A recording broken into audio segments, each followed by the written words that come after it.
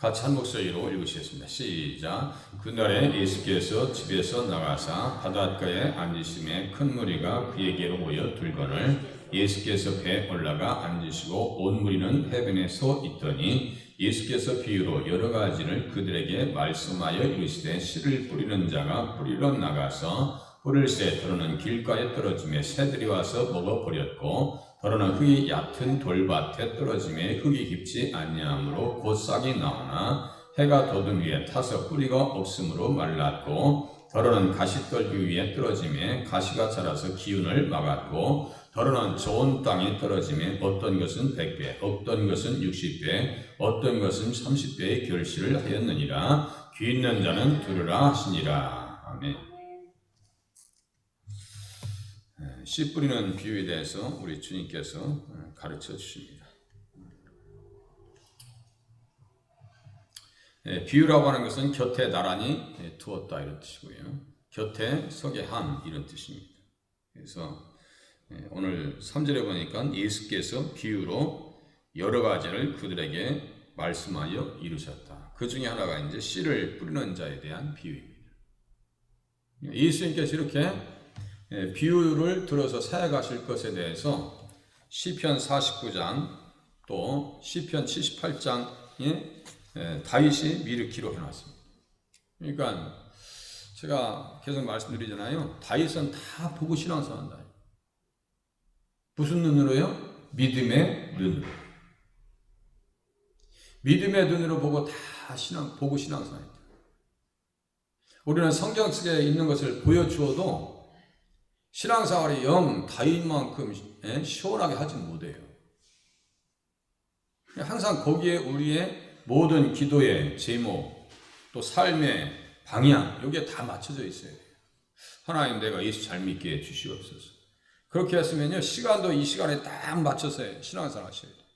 시간 일정들을 다, 예배 시간에 다 나의 일정을 맞추셔야 된다니까? 주일날도 맞춰야 되고, 토요일날도 정말 봉사하기로 마음먹었으면 시간에 딱 맞추지 않냐면요, 안 돼요. 그런 면에서 토요일날 헌신하시는 분들을 제가 귀하게 생각한다고 말씀드립니다. 하나님 앞에 귀하신 분들이에요. 교회 일 아무나 하는 게 아니에요. 그리고 아무나 지속적으로 할 수 있는 게 아닙니다. 특별한 은혜가 있어야 돼요. 또 예배상 하는 것도 아무나 와서 이 자리에 앉아 있는 게 아니에요. 있을 수 있는 게 아니에요. 마음을 닫아버리면 절대로 교회에 나오지도 못합니다. 앉아있지도 못해요. 아마 경험상 한번 한 분도 경험하셨을 거예요. 많이 경험하셨죠. 씨 뿌리는 비유, 그 비유를 통해서 예수님께서 이렇게 사역하실 것을 시편에 미리 기록해놨다니까요. 내가 비유에 내 길을 기리고 수금으로 나의 오묘한 말을 풀리로다. 내가 비유에 내 귀를 기울이고 시편 49장 4절에 기록하고 있어요. 뭇 백성들아 들으라, 세상의 거민들아 모두 귀를 기울이라. 와서 들으라고요. 귀천 빈부를 막론하고 다 들을지어다 그랬어요. 무엇을 들으라고 했을까요? 예수님의 말씀을 들으라고. 들어야 살죠. 들어야 믿음이요. 들어야 믿음이 자란다. 그런데 말씀도 안 듣지, 성경책도 안 보지, 기도도 하나님의 뜻대로 살기 위해서 기도도 하지 않지. 그러니까 신앙생활이 재밌을 일이 없어요. 하나님 말씀을 들으면서 곰곰이 생각하면서 내가 어떻게 하나님 앞에 신앙생활을 잘해야지 라고 하는 답을 찾아가면요, 금방 답을 주신다니까요. 우리가 그렇게 관심을 기울이지 않으니까 그렇죠. 주님께서 말씀하시잖아요. 내게 나와 들으라. 다 들으라. 귀천 빈부를 막느라고 잘나고 못나고 이런 거 따지지 말고 와서 누구의 말씀 들으라고요? 예수님의 말씀을 들어야 살 수 있다라고 성경에 기록하고 있어요. 시편 49장에 1절부터 4절 다윗이 78장에는 더 구체적입니다. 내가 입을 열어 비유로 말하며 예로부터 감추어졌던 것을 드러내려 한다. 시편 78장 2절에 보니까 내가 입을 열어 비유로 말하며, 예수님께서 그렇게 하시겠다는 거예요. 내가 입을 열어 비유로 말하며. 그 비유나 지금 13장 3절에 있는 마태복음 13장 3절에 있는 비유와 같단 말이에요. 지금 내가 입을 열어 비유로 말하며 예로부터 감춰졌던 것을 드러내려 하니. 비유로 설교하실 것을 누가요? 다윗이.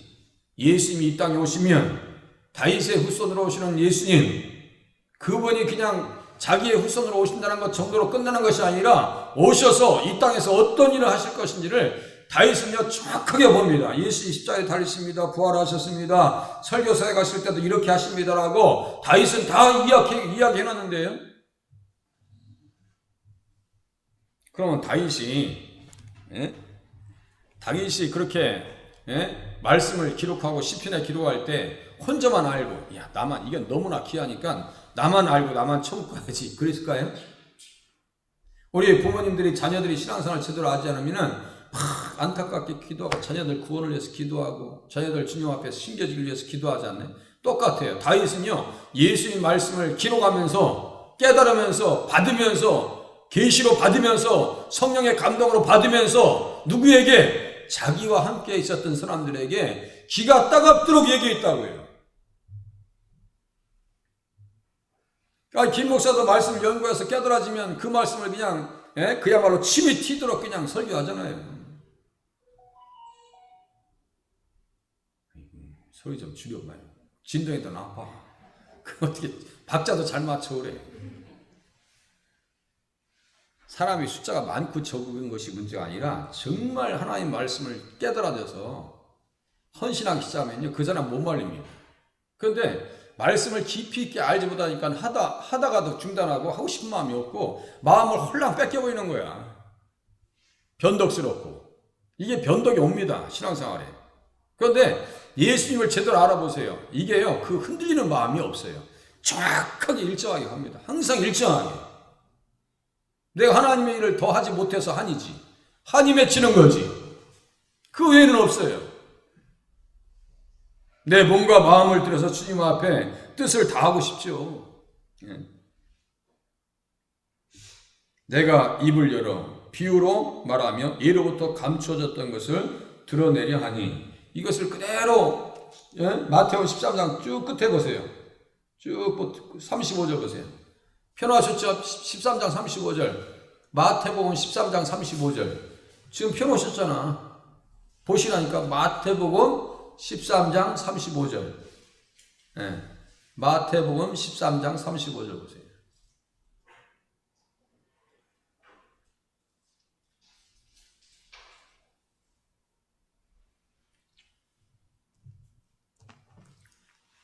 자, 같이 읽겠습니다. 시작. 이는 선지자를 통하여 말씀하신 그가 내가 입을 열어 비유로 말하고 창세부터 감추어진 것들을 드러내리라 함을 이루려 하심이라. 내가 입을 열어 해놓고 그 앞에 조그만 글 써놨죠. 이렇게 조그맣게 써놓으면 안 된다 했잖아요. 원래 크게 써놨어야 되는데 거기에 몇 절로 써 있어요. 밑에 보니까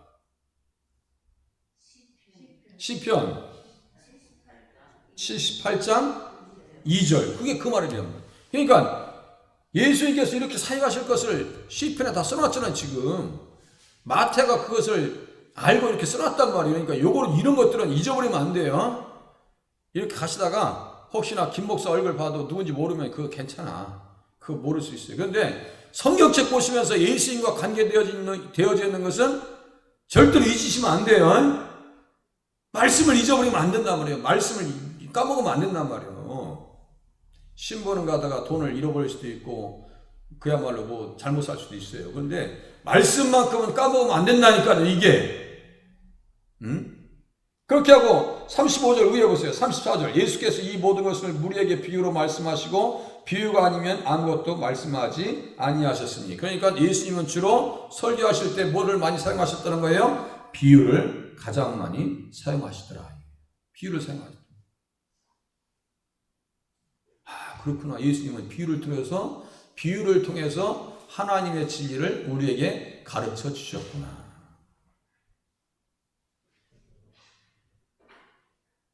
그러고 보면 다윗은 대단한 사람이에요.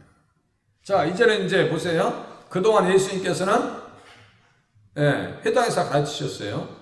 이 비유라고 하는 것은 한 물건을 다른 물건 곁에 두고 비교함으로 그 물건을 정확하게 알게 하는 방법입니다.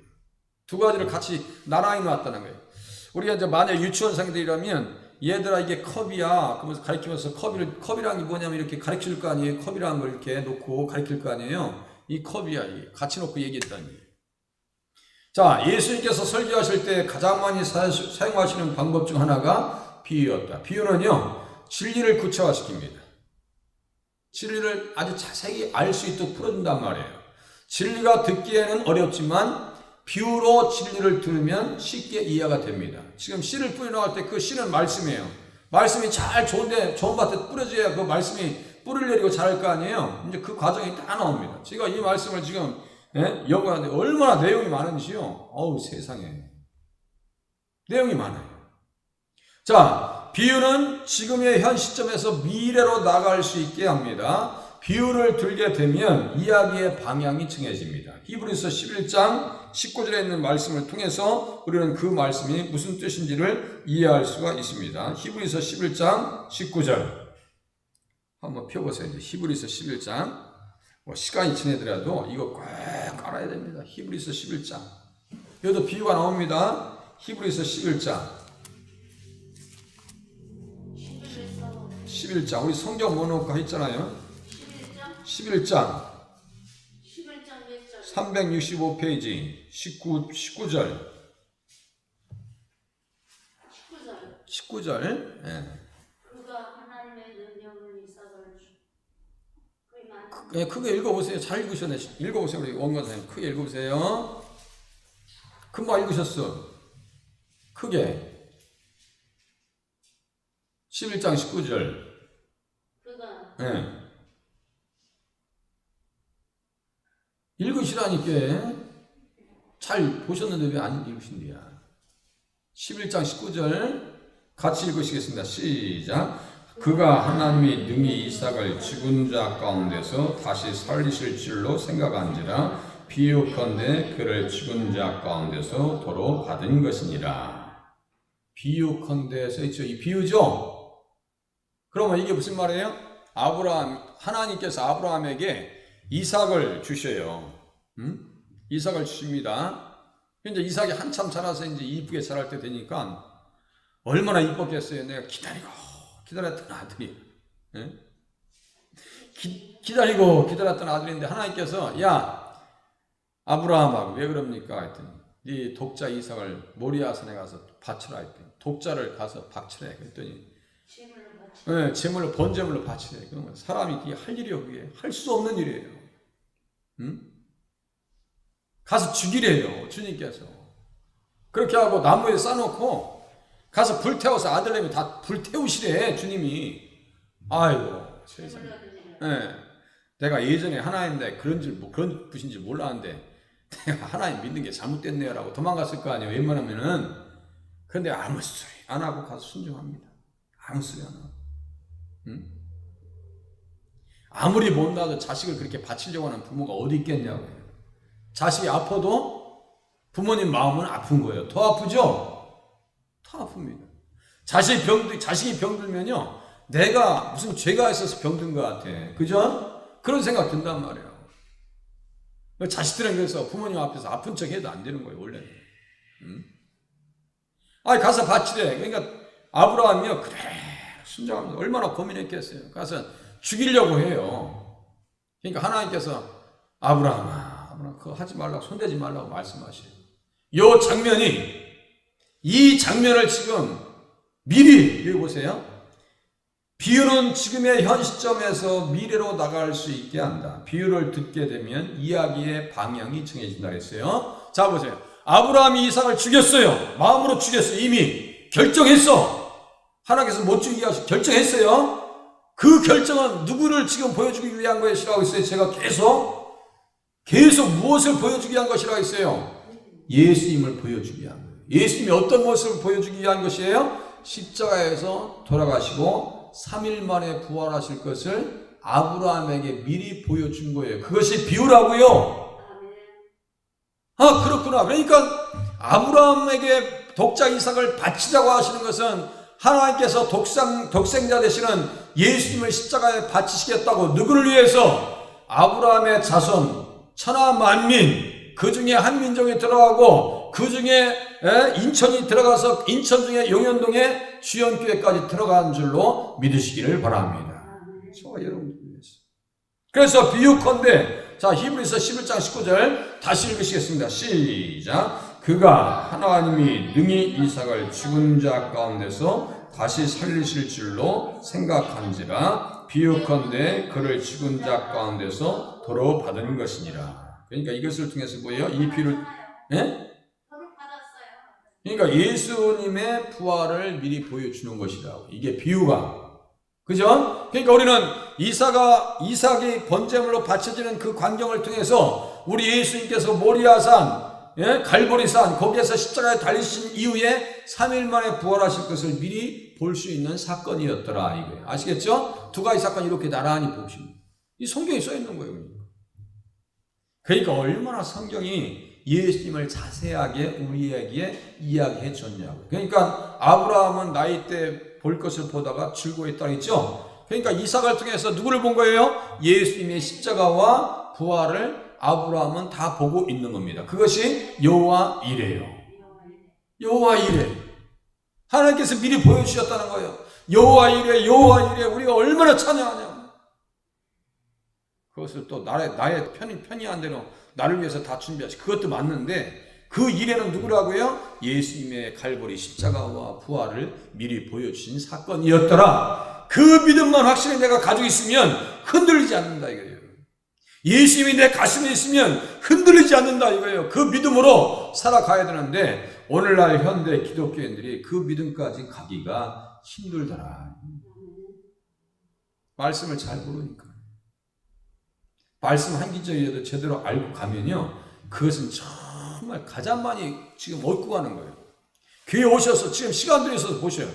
우리 저 산악동에 있으신 분들은 애매하게 일찍 오셔야 돼. 여기서부터 제가 5시 5분부터 전화드립니다. 권사님 내려오세요. 다른 게 목사님들한테 우리 권사님들은 1시간 전에 와서 앉아 계시다니까 깜짝 놀래.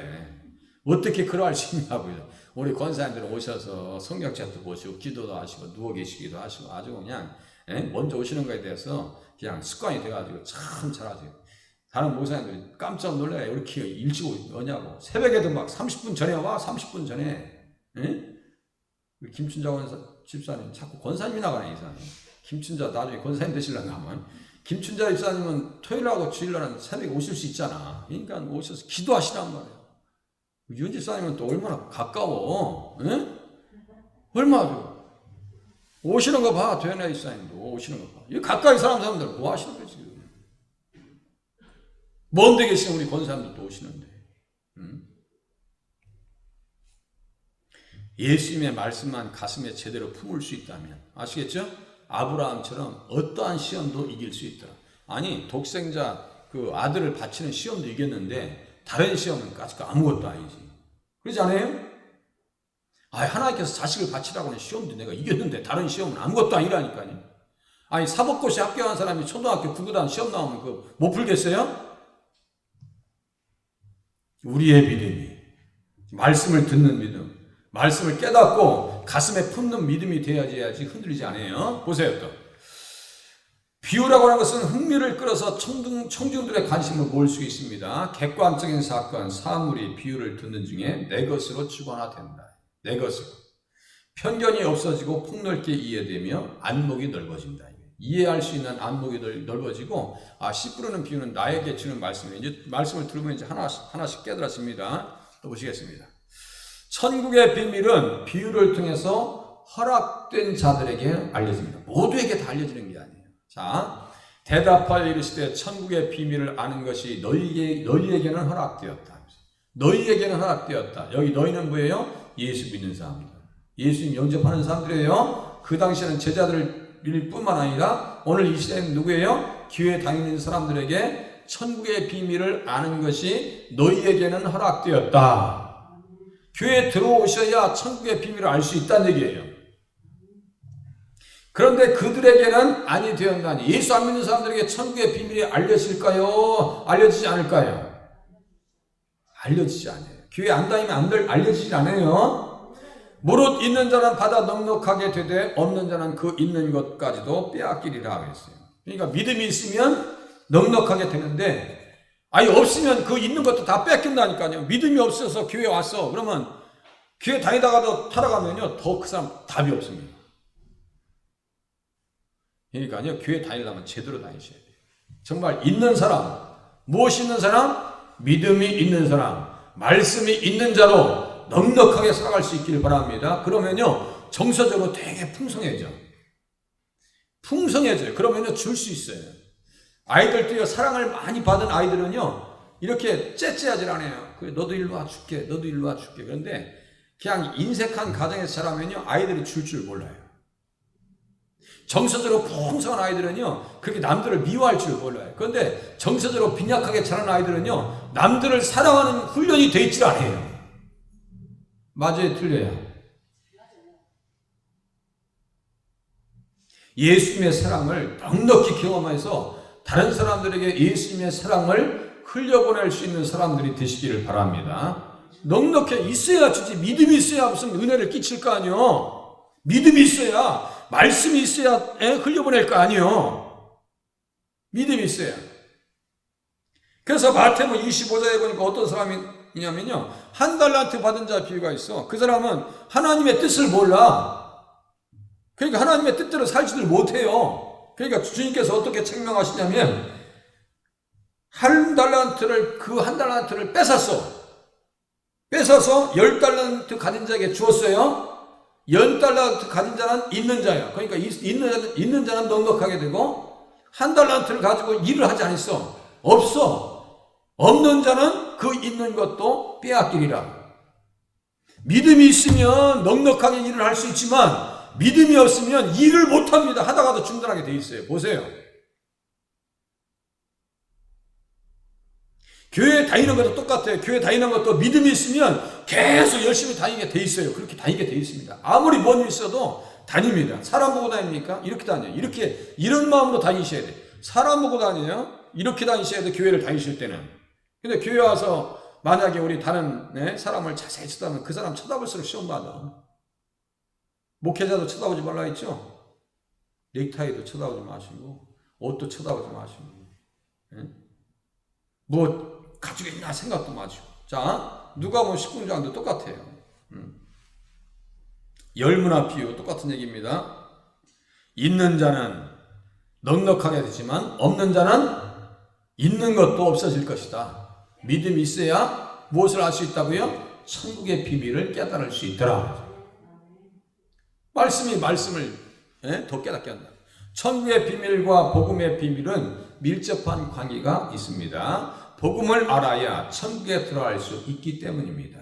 복음을 알아야 천국에 들어갈 수 있어요. 예수님 알아야지. 비밀은 성령님의 종명을 통해서만이 믿는 자들에게 알려집니다. 자, 믿으면 우리 안에 누가 오신다 했어요? 성령님이 오셔요. 성령님이 오시면 어떤 현상들이 나타나냐면 예수님을 나의 신랑이라고 고백하는데 전혀 무리가 없어. 우리 원건사님 신랑도 누구예요? 진짜 신랑이 누구예요? 예수님이.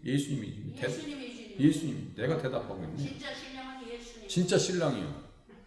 김 목사의 진짜 신랑도 예수님이요. 예수님 영접하면 성령님께서 우리 안에 계신다. 그래서 예수님을 나의 주로, 나의 신랑으로 고백하는 데 있어서 전혀 꺼리끼지 않아요.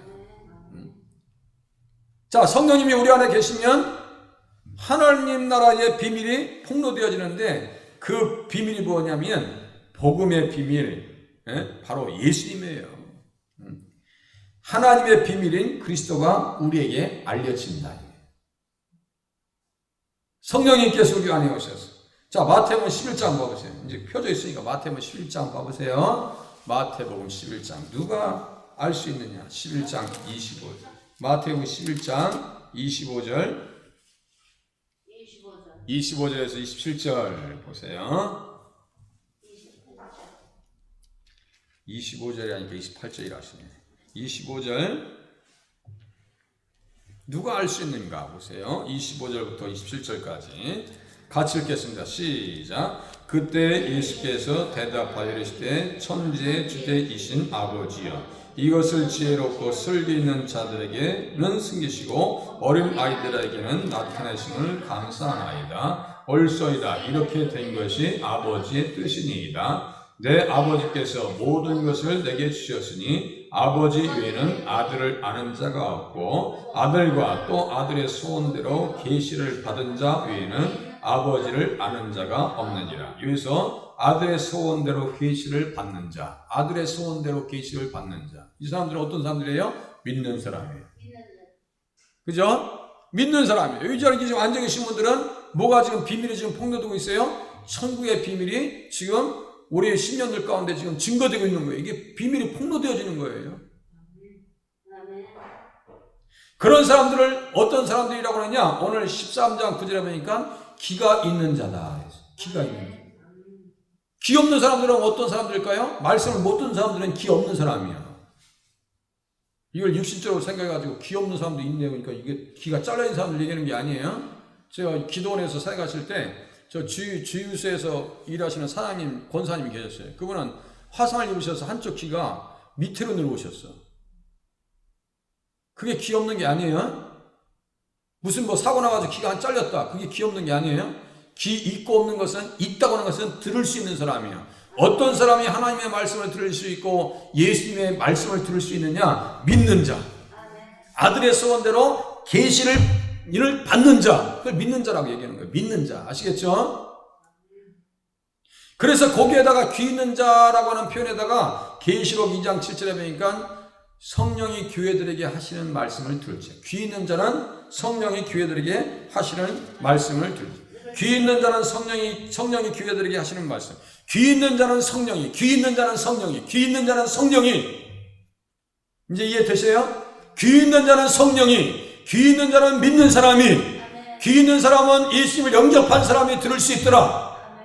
그런 사람들이 귀 있는 자다 이거예요. 그러니까 성령이 얼마나 이게 논리적으로 거듭나게 되면 확실하게 앞뒤 문맥이 정확한지 몰라요. 너무나 정확해요.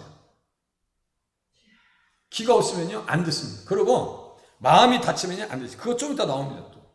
예? 그래서 계시록 1장에 보니까 성령님은 지혜와 계시의 영이래요. 예수님 영접하면 우리 안에 성령님이 계시는데 성령님은 누구를 자꾸 알 수 있도록 우리에게 조명하시냐면 예수님을 알 수 있도록. 성령님과 예수님은 보좌를 같이 가십니다. 어떤 사람은 성령님 따라오고 예수님 따르는 줄 같이 가셔요. 같이 보좌를 같이.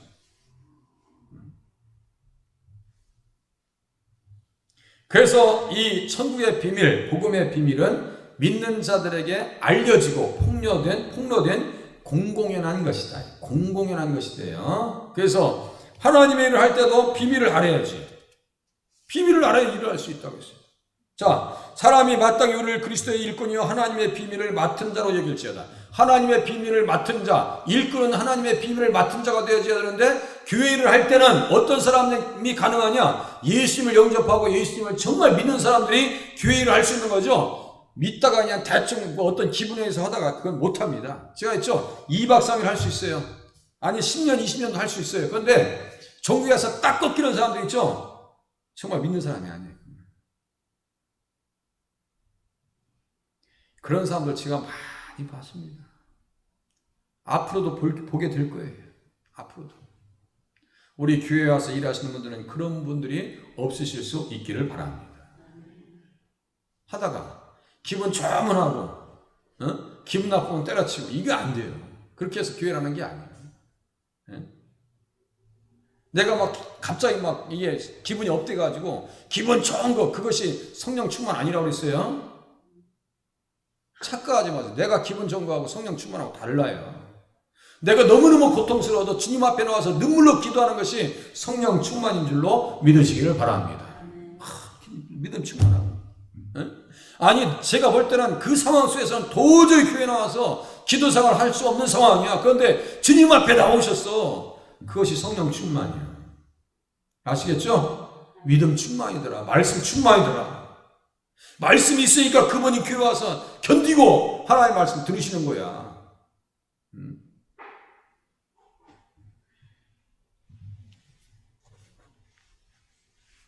하나님의 비밀을 맡은 자, 일꾼이다.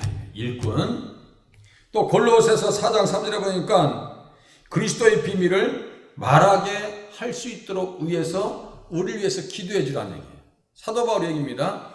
그리스도의 비밀을 말할 수 있도록 나를 위해서 기도해 주라. 이게 얼마나 아름다운 기도예요. 사도 바울은 늘 그렇게 해왔죠. 이 감옥에 갇혀 있으면서도 다른 얘기 하지 않아요. 기도 제목을 무엇을 내는지 아세요?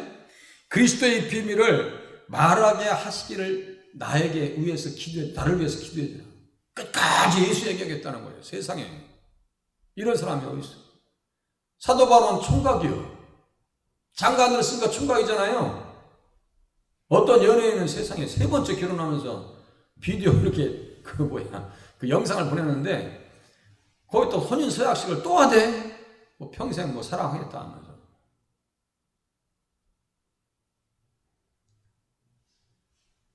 총각이면 그런 기도가 나갔을 거 아니야. 우리 권사님들 저를 위해서 기도하실 때 좋은 참여하는 게 달라고 기도했을 거 아니에요. 그런 기도 사도 바울이 내놓은 적이 없어요. 내놓은 적이 없습니다. 어떤 기도 제목 내놨다고요? 그리스도의 비밀을 담대히 알게 할 수 있는 결단이요. 내 이 믿음이 흔들리지 않기 위해서 기도해 주라. 얼마나 멋진 사람이냐. 정말 믿음의 사람들은요, 죽을 병에 걸렸어도요, 이 사람들 따지진 않습니다. 이 사람만 보고 오늘 끝낼게. 이거 다 하지도 못했네. 자, 에바프로디도가 있어요. 에바프로디도. 오늘 이 시대의 사람들과 한번 비교해 보세요. 에바프로디도의 믿음과 오늘 이 시대의 믿음과 한번 비교해 보세요. 제가 읽어드릴게요. 에바프로디도를 너희에게 보내는 것이 필요한 줄로 생각하노니 그는 나의 형제요 함께 수고하고 함께 군사된 자요 너희 사자로 내가 쓸 것을 돕는 자라. 그것도 울리는 거야. 못 들었잖아. 다시. 에바프로디도를 너희에게 보내는 것이 필요한 줄로 생각한다. 그 사람은 함께 군사된 자예요. 자기랑 함께 군사됐다는 것은 뭘 걸었다는 거예요? 목숨 걸었다는 얘기예요. 아시겠죠? 목숨을 걸었어요. 그리고 그가 너희 무리를 간절히 사모하고 자기 병든 것을 너희가 들은 줄로 알고 심히 근심한지라. 이게 무슨 말이에요? 우리 김춘자 이사님께서 영상 잘 올리셨지? 옆에서 어떤 사람들이 좋은 영상 올려줘서 감사하다. 난 또 오늘 내가 새벽에 설교한 게 또 은혜로워한다 했더니 그게 아니고 우리 김춘자 이사님께서 올린 영상이 은혜받았대. 그래서 착각은 자유야. 그거 한번 보세요. 아니 돌아가시기 직전에 있는 분이 우리 보셨어요? 아 보셨구나. 연집사님 보셨어? 네? 네. 돌아가시기 직전에 천국과 지옥을 갔다 오신 거예요. 천국과 지옥. 깜짝 놀라셨어? 네.